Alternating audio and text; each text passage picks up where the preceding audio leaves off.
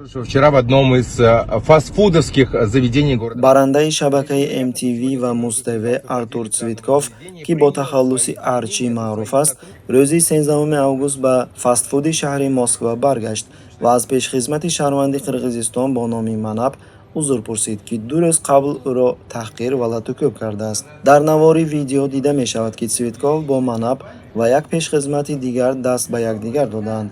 ҳар ду ҷониб изҳор намуданд, ки ин ҳодиса ба итмом расидааст. Мразь, я тебя сейчас депортирую, страна. Ну-ка, ну-ка. Ну давай.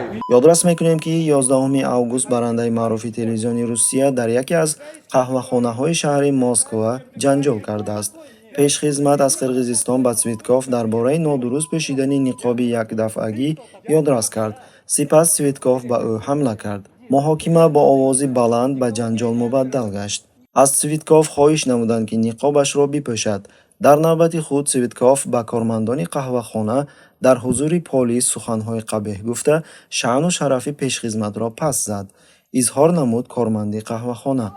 дар навори видеоӣ дида мешавад, ки Цвитков шаҳрванди Қирғизистонро таҳқир мекунад ва бо депортатсия таҳдид мекунад.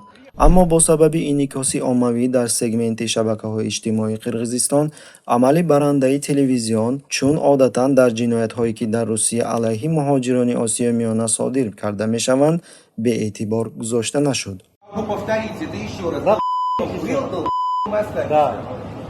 Нельзя так делать, нельзя так делить. Я, блядь, уже достаточно себя отец двоих детей.